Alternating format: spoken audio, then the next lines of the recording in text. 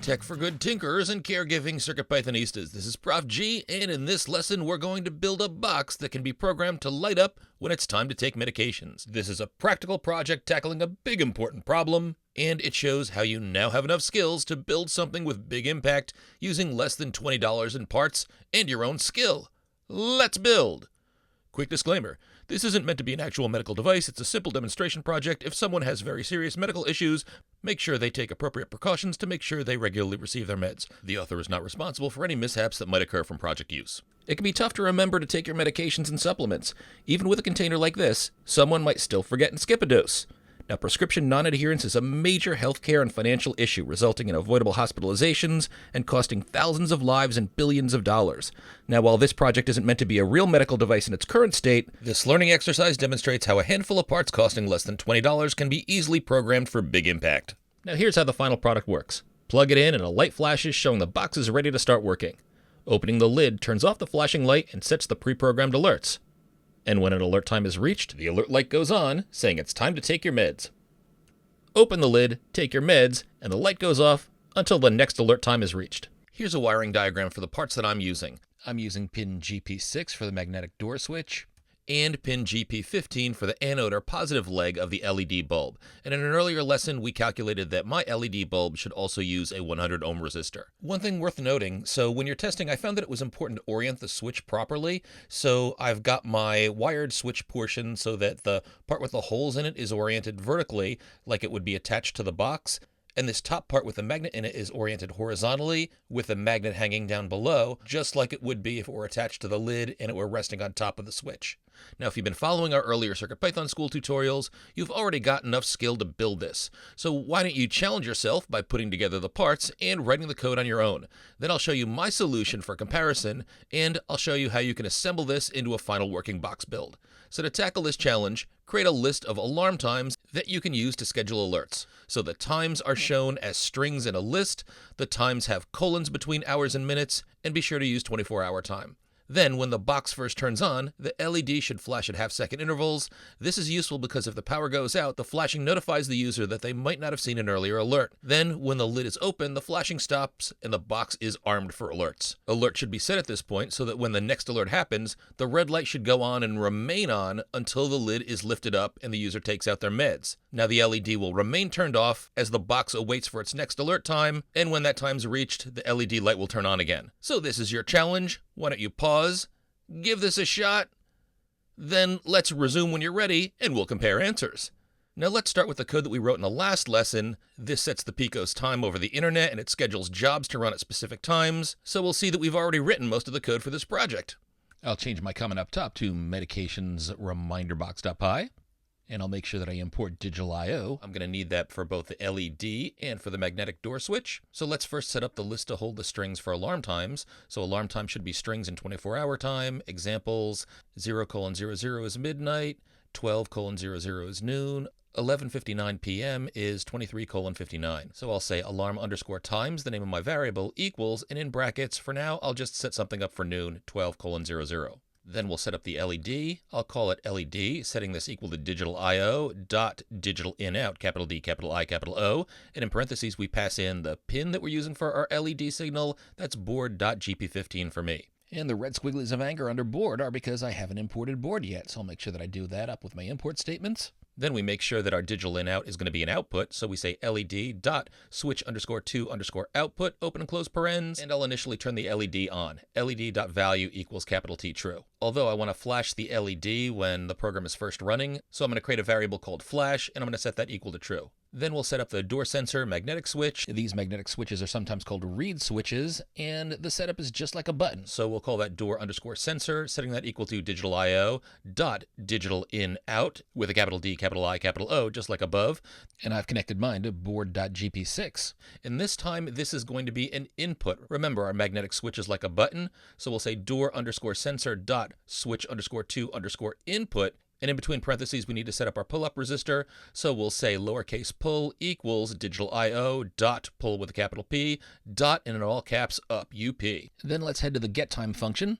Our code is looking pretty good for printing time. I'm just going to delete this first current time string here that's unformatted. but I'll leave in the printable time and date. I think it's always good to have that printout when we access the time over the internet. Then I'll change our job function up here. So if this runs, I want to turn the LED on. So I'll say LED.value equals true. So that'll turn on the light. And I'm just going to print out a message that says time to take your meds. And then after my get time, I'm going to schedule a jobs by going through the list of alarm times. So I can iterate through the alarm times array with for alarm_time singular in alarm_times plural colon. So alarm_times is the list that's got the list of all the different times that I should schedule alarms for. This will go through all those alarm time strings.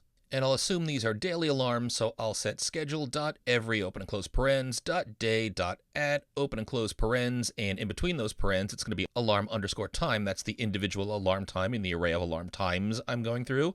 .do, and in parentheses, pass in the job. So that schedules an alarm for every day at that particular alarm time. Then I'll just print out scheduled alarm at colon curly braces alarm_time singular, and I got to put the F out front, so this is an F string. Then I'm going to change my while true in here. I don't want to check my pending schedule yet. What I'm going to do is see if I need to flash. So that happens when the program first starts. So I'm going to say if flash colon, so that's that variable that we set up top when the program first runs, led.value equals not led.value, so that will either turn the LED on or off, and time.sleep 0.5, wait half a second between flashes.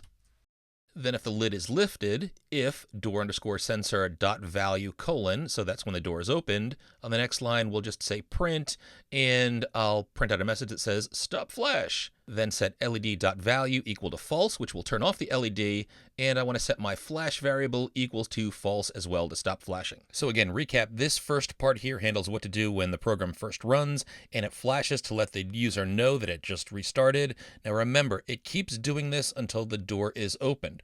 Once the door is open, then we turn off the LED, we set the flash to false so that we never execute this block of code again.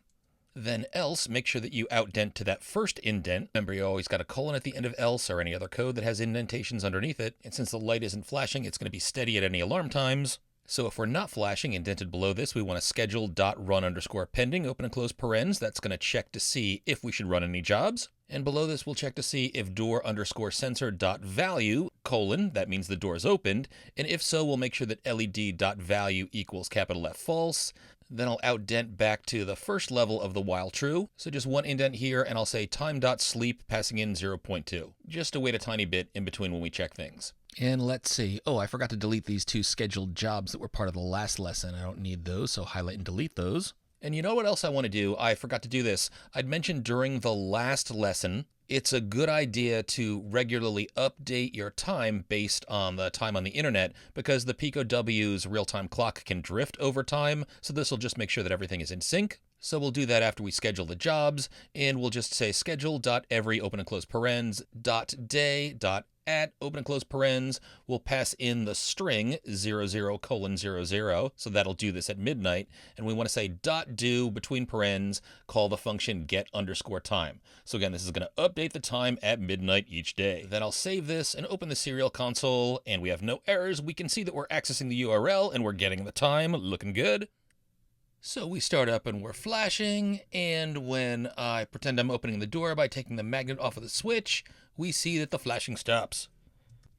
I'll put the magnet back on, and we see the light remains off. And you know what? Why don't we set an alarm? So we can see that the current time is 7:54 p.m. when I'm recording this, or that's 19:54 in military time. Let's schedule our alarm for 19:55. Hopefully that'll give us enough time. And it didn't, so I'll flash forward and set this to 7:56. I'll do a quick save. We access the time. The light's flashing. I'm going to open and close the door so the flashing stops. The alarm is set. My watch says it's 7:55. I'll speed this up a bit.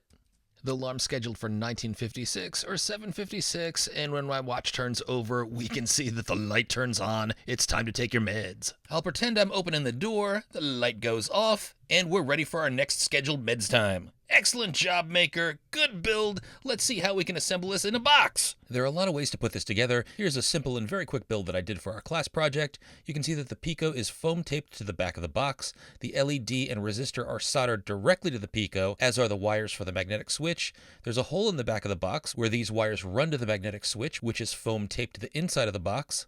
The wired switch is mounted to the side, and the magnet part of the switch is foam taped to the lid. So for the final build, you'll want a box. My students use the laser cutters in our campus makerspace to make their own wooden box with flexible lids. For the one that I'm showing here, I purchased this clear acrylic box that has a hinged lid. And you'll also want to drill a hole in the back of the box. That's where you'll thread the switch wires through.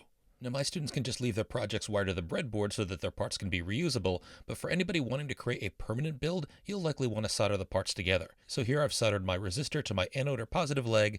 I've cut them both shorter so that they can be roughly the size of the cathode leg, and I use some heat shrink around the resistor and solder joints to give the wires more strength and to insulate the wires so that they won't touch each other and cause a short. I've also changed up my wiring for better placement. The LED uses pin GP0, and the ground is just 2 pins over from that. This will let me stick my Pico on the back of the box, and I have the USB coming out to the left. And I've wired the magnetic switch to GP16. I've mounted the wired part of my magnetic switch to the side of my box using foam sticky tape, and I've done the same for the top magnetic piece. Also make sure that the 2 pieces line up. Your magnets won't register as closed, and your magnet switch probably has a closed side, which should go forward, and the side with a hole in it should be pointed toward the back. I used clear packing tape to secure loose wires to the side and back of my box, and the Pico is mounted to the back of the box with foam sticky tape.